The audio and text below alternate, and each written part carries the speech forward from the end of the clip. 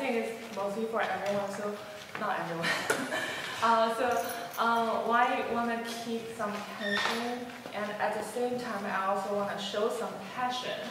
I feel like my body got tight and never relaxed, and actually the songs come out with not good, of course. So I need an example.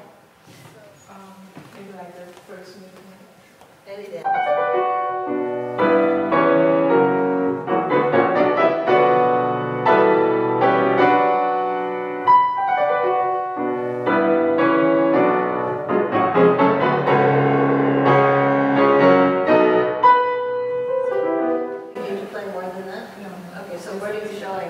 Like when playing the chord progression, and at the same time I want to show my passion to crescendo, my body will pick up.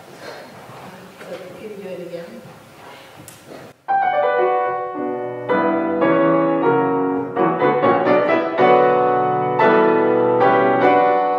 That would be a huge help, as if you wouldn't raise your shoulders. Yeah, but when I don't raise my shoulder, I feel like I don't know how to play. Well, let's figure out. So first of all, you're probably a little bit too close to the piano because you're so tall, right? So if you do it this way,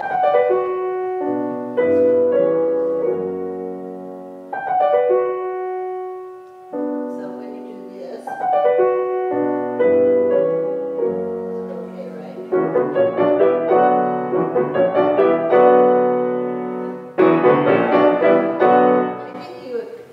Associate raising your shoulders with emotion. So when you drop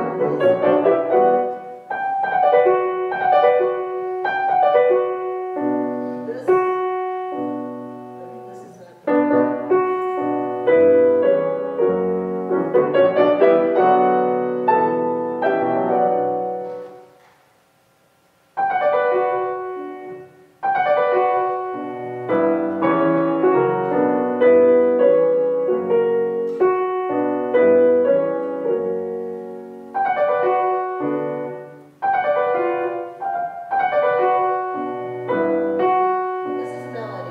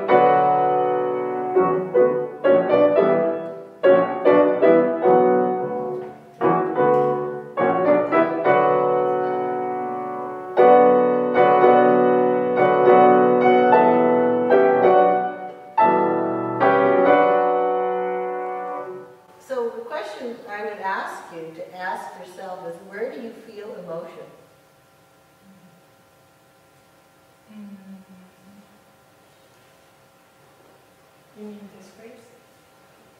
When you're playing the piano, where do you feel emotion? Where do you feel like...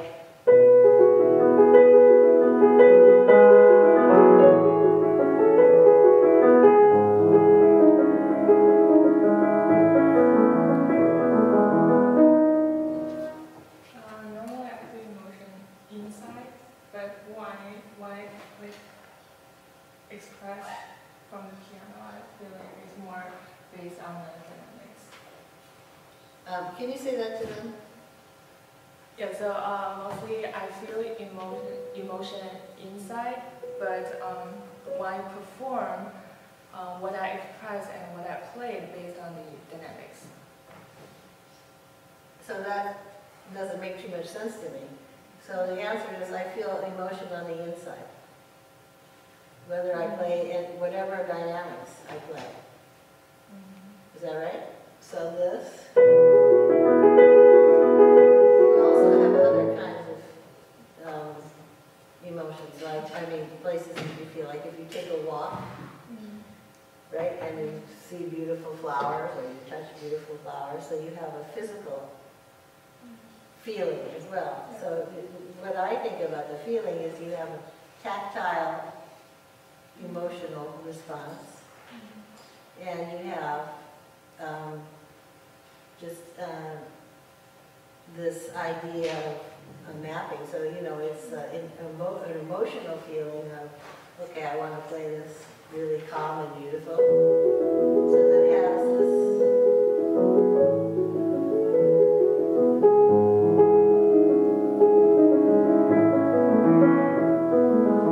So that's emotional feeling, and then there's the touch feeling that we have. So the touch feeling that we have has to do with your whole feeling of touch, which includes your shoulders, that shouldn't be down. Shouldn't be up, sorry. Keep down. And the pedal.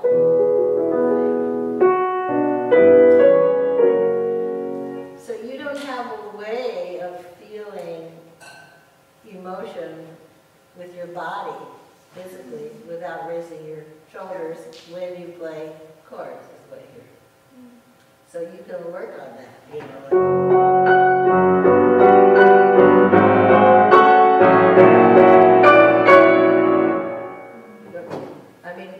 I can feel more when my shoulders are down.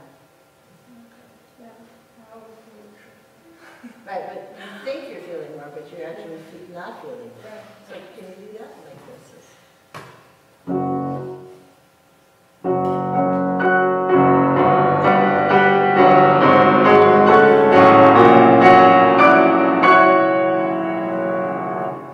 So two things I didn't like. The pedaling was awful. And the second thing is like,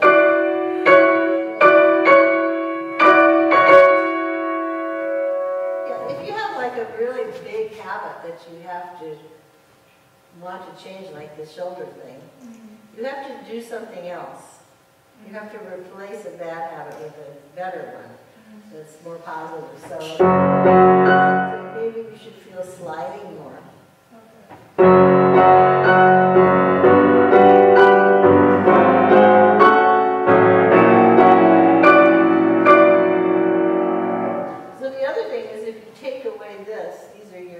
Anti-gravity muscles that are going to give you a permanent backache. If you, you want to drop your shoulders, right? So why don't you spend the rest of today with your shoulders like this? At least till 10 o'clock at night. You're not going to be able to do it because you're going to get really tired. Right? So if I say to you, you need more gravity, right? So you need to feel more weight in the key. So that would really give you a lot more sound, a lot more power, a lot more ease. Because you're, if you stand up and put your shoulders up and walk around, go over there, and you look up. Now you can look at me. Keep your shoulders up, come back. Doesn't that feel ridiculous? Yeah. Right. So you need to, do it a little while, and then. So now drop them and play that again.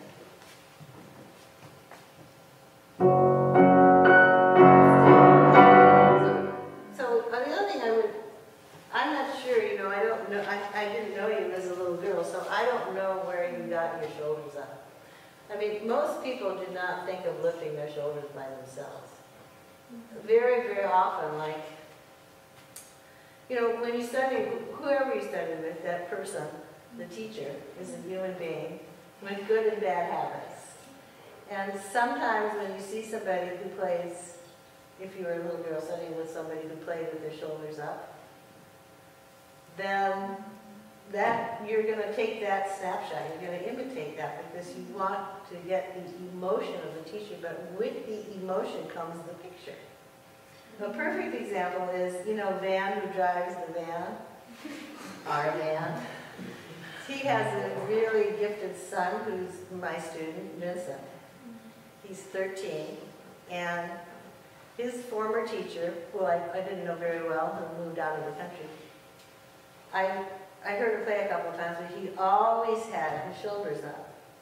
So I guess Vincent has studied with me for a year, and a lot of it's been by Zoom, so it's not exactly. But I cannot get his shoulders down because every time he emotes, the first thing he does is raise his shoulder. And I haven't really got into it with him like, you look just like your former teacher. But I can see that it's really, really hard for him to let go of that and find another way of reading at the instrument. So that's something like that may have happened to you. So one of the things that you should do differently, instead of going like this, like a frog, you know, because that doesn't do anything except what it does is make you tired. So you can go this way. You can play to the right. So this is right, right, left, right. And place, right.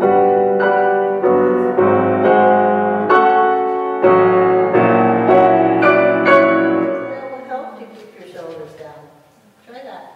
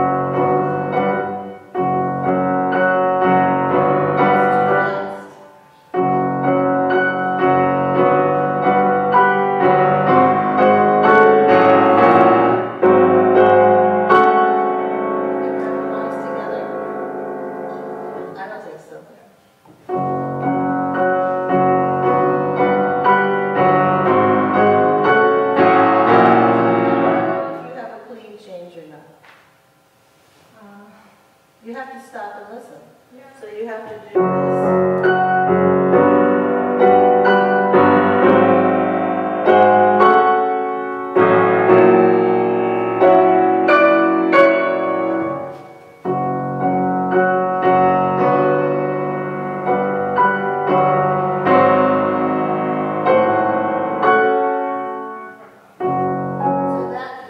Why did you forget? Because you're used to having that dirty pedal.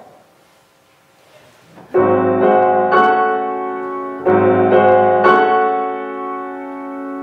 you see how all like this, it's very hard to play this fast and clean because you have to play so long with.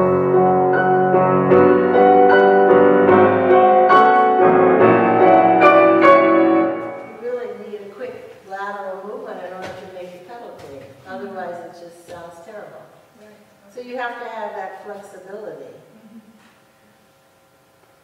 So there's always more than one component part to any of these subjects. So it's funny how the high shoulders led to being close to the piano, and now that once that happens, the pedaling has to change because you have more speed. So you're working on that sonata. So this is the good, you know.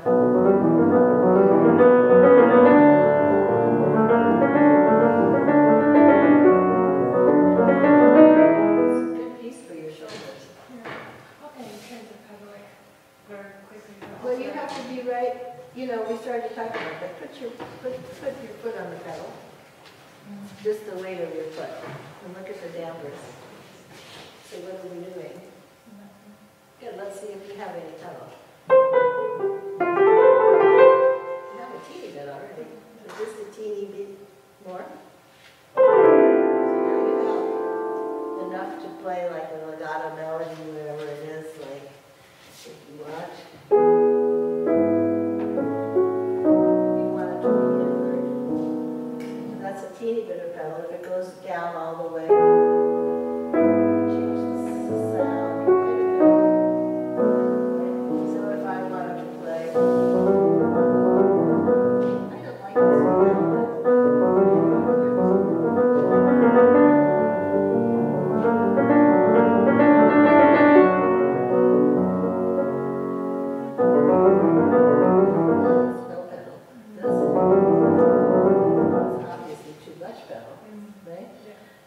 So you have to, you don't seem to have too much knowledge about how to play with that just a teeny bit of pedal. So the more live a ball is, the less pedal depth you use because you can't change it in time. So, you know, all of these things, like, you know, you can't write a recipe. An eighth of a teaspoon salt, a sixteenth of a teaspoon pepper, and maybe 1 seed of a hot pepper, and put that together, and then you'll get the right amount of pedal. It doesn't work that way because you have to do it with your ear, and you have to. That's why it is so important for you all to make more than one interpretation.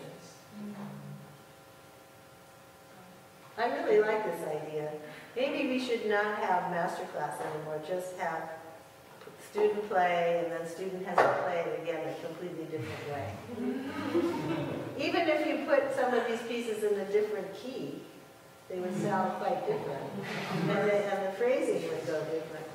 I think we need to change, we won't change anything this year, but next year I think we need to have some, we need to have some days where we could do this, because it's very, very hard to it's sort of like an addiction.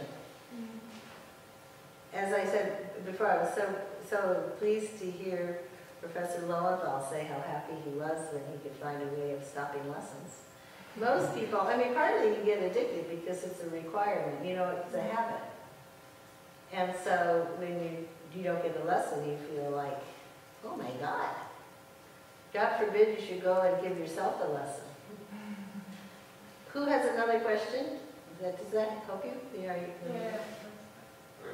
Yeah. He's coming up. You're welcome. He's not coming up here. He is coming up here.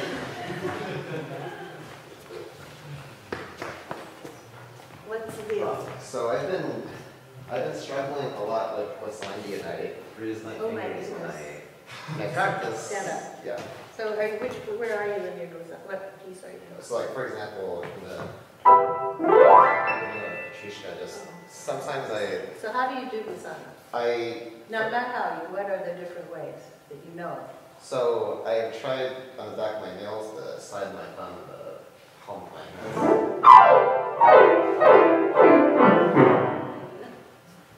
You have to stand up.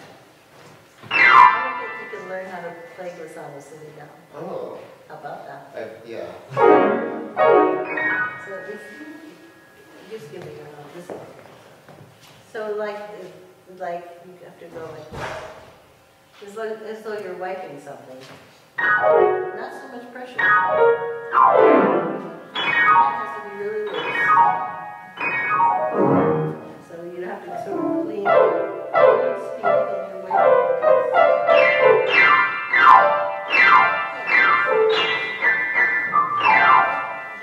We're not talking about loud, we're just talking about.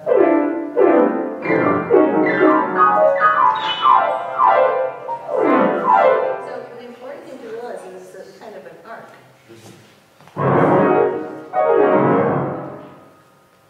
So there's a lot of skin here, right? So do that on the back. So when you start pulling, you don't have enough speed, and you're too. That's when it starts to really. Start catching. Oh yeah, it's Yeah. so painful, and it's on your skin. Yeah. So you need about this much speed. Try.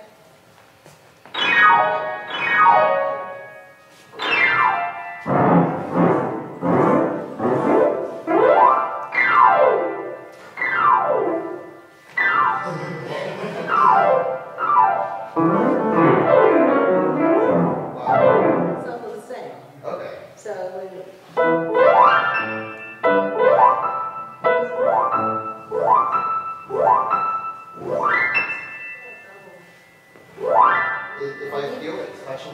that? Yeah, no. Oh, yeah, it's not going to do it. If you can, one of the biggest things you need to know about glissandos, like if you play, you know, one time I trio and we went around tour and, you know, we were playing Ravel. You cannot practice legato, you cannot practice glissando every day and play glissandos every day because eventually you are going to break the skin. Okay. So you can do the gesture without playing I it see, every okay. day. But, you know, it's not the kind of thing where Okay. you can do it. But the other thing is you can always change fingers. Mm-hmm. So that's another thing, because you can do. So you know, the reason to do it standing up is it gives you a little bit more freedom. Where is that?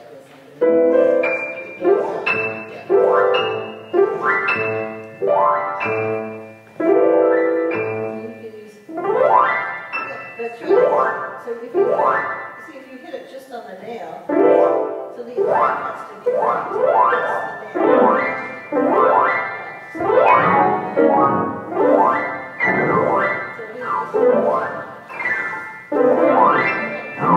so you have to stay off your nail, but that's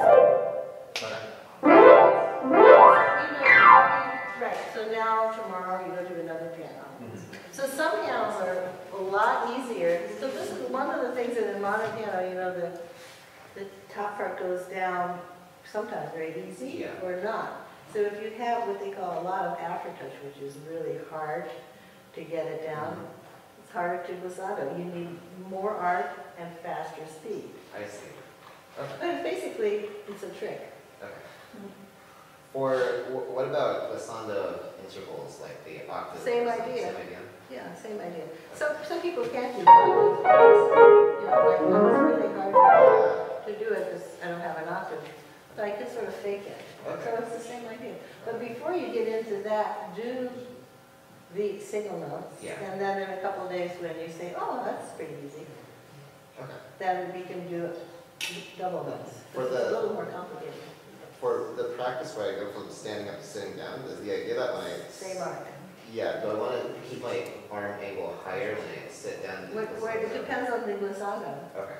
you know, and the situation. But yeah, you have to have a high arm Okay. in order to just get the tips of your fingers, you know. Okay. Thanks so much. So fool around and we'll just see how it goes. Okay. Good. Yeah. Thank you. Oh, Excuse me? can I go next? Sure. Okay. Reservation is not necessary.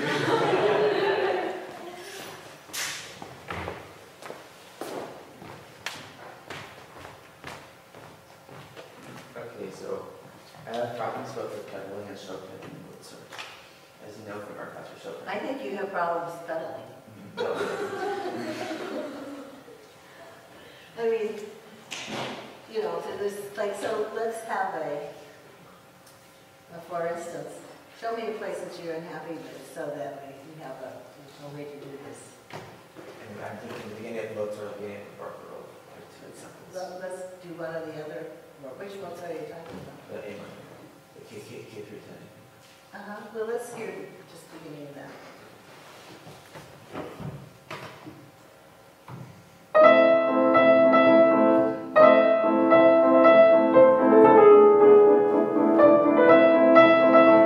Let's hear the opening of the Barcarolle. We don't need like a lot of stuff.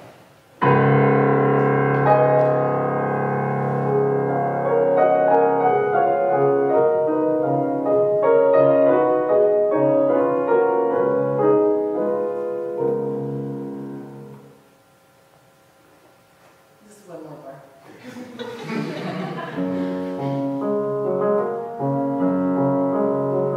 Okay, so let's talk first about the Mozart. So these are completely different situations, right? I don't think that Mozart, especially that sonata, needs that kind of pedaling.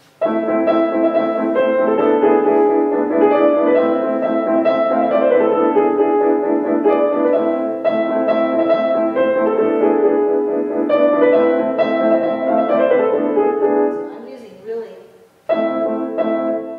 this is, if you use pedal,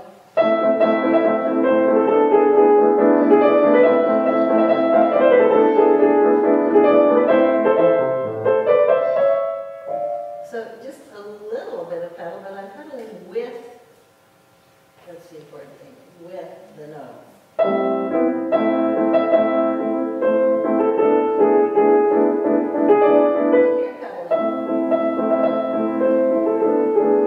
You're in a different century when Mozart didn't live to see. So that's why this is unique. So can you play the Mozart first without pedal?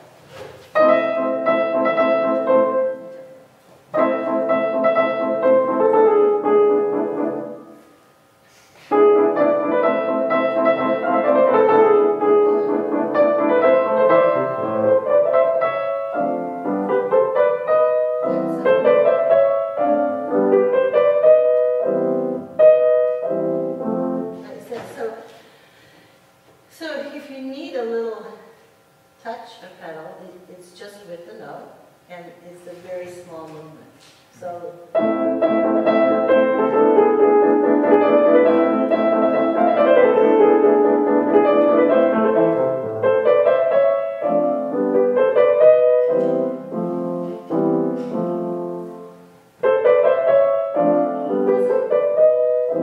doesn't sound quite as good without pedal. But this is too much. I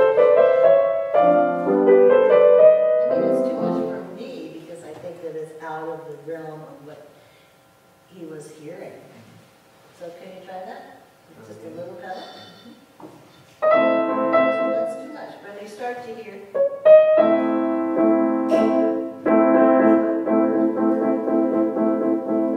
I'm adding pedal to these, but there's still a space.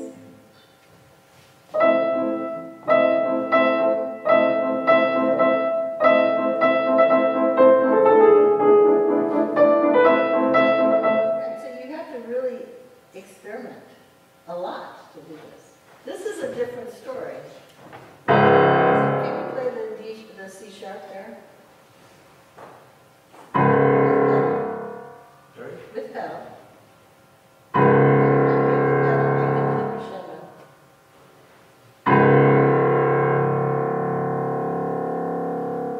That wasn't very good. You're sort of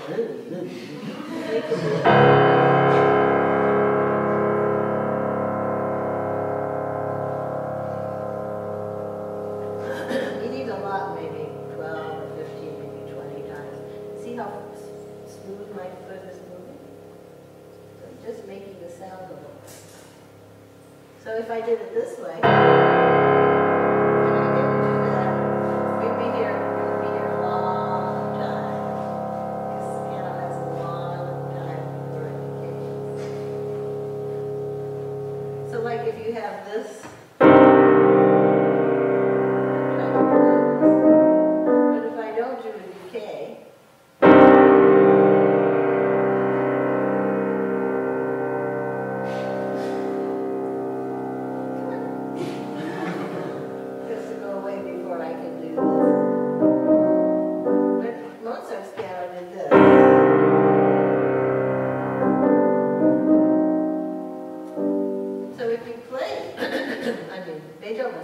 if you play like a broad with its functional,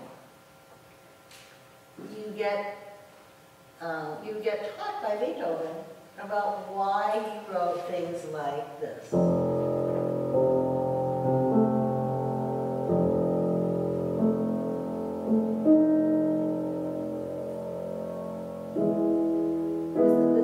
The pedal just disappears.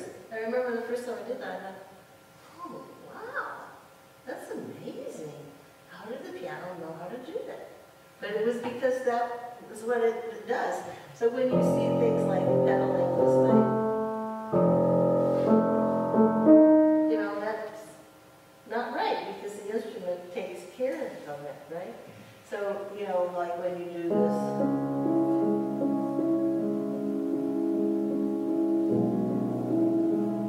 The bass, you know, it's just like magic. It just goes away. And it sounds heavenly. So these effects are possible no matter how. You have to find them. I mean, one of the things I love about my piano is you can bring everything in, you know, it's a magic box. It can do all kinds of things that other instruments can do, but you have to know how, you have to have the keys to unlock this, right? So if you do these, I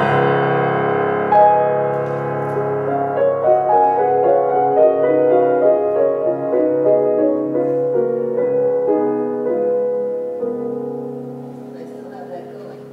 So, you know, it is, what I want to say is that it's not difficult, but it's not as easy as it looks. I've spent hours fooling around, not only with my own pianos, but with other people's, you know, let's see if I can make it work. And so, you know, you develop, it's like when you talk, you know, you have a way of speaking, you have a vocabulary, and there's certain words that are particularly juicy in certain situations, you know, that you want to use. So you have to really practice it. It won't happen, I mean, it might happen on the first try, but it might not again. And you really have to feel, I mean, this is the big thing, you have to feel where the dampers are.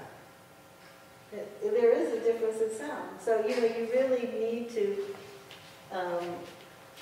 you know, kind of move into that place, and so.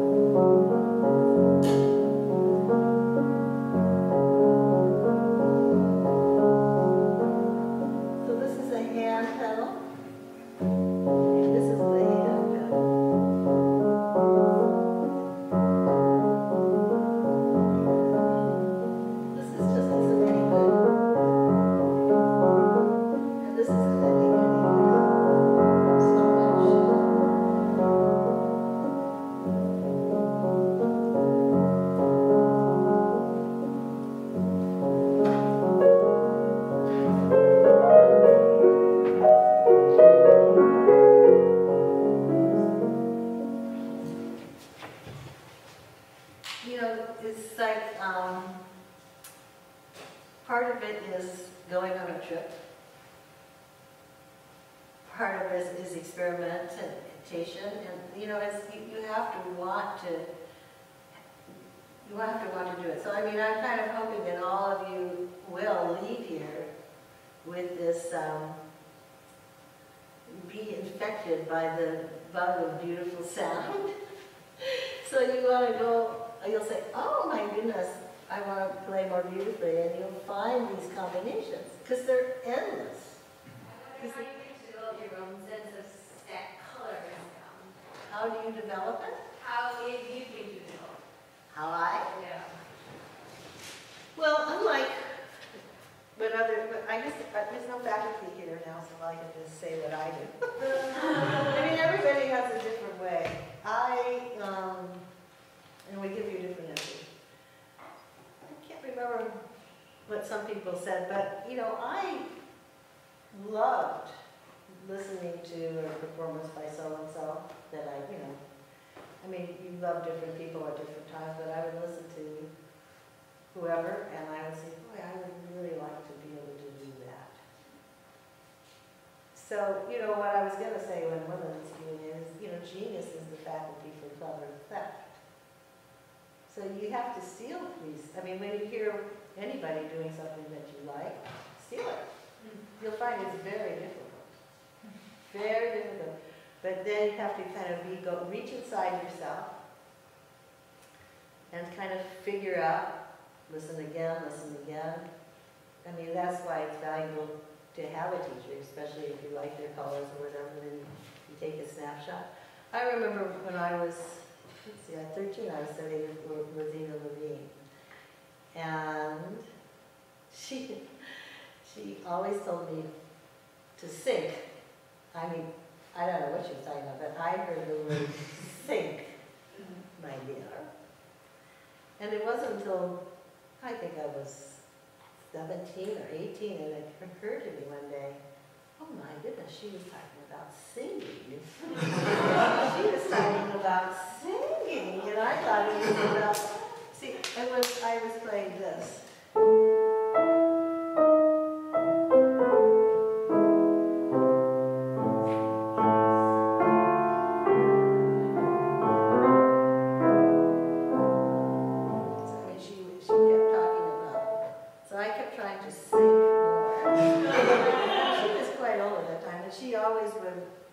I mean, I don't know if she did it with other people, but during my lesson, I guess that's when the mail came.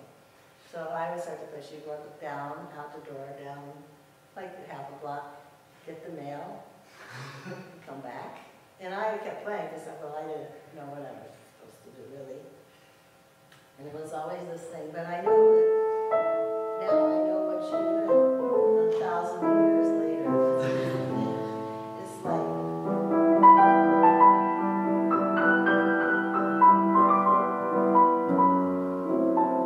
so if you just play it with sinking, that's can't be what she meant, you know, but I did, it just dawned on me, the light bulb finally went on.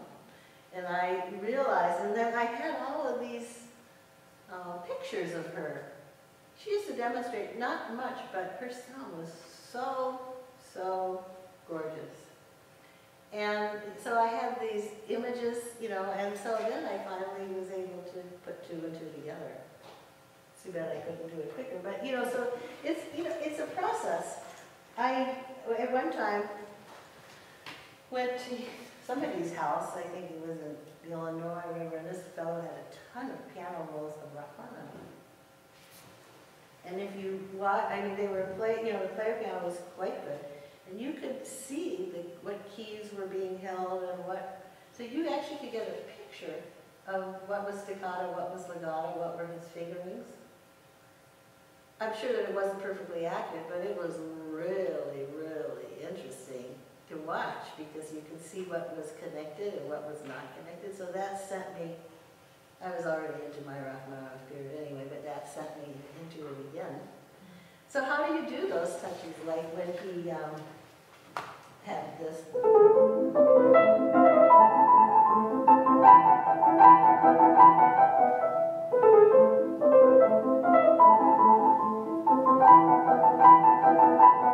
I'm not saying that I would play it in Rachmaninoff style, but I'm saying that you have to, you know.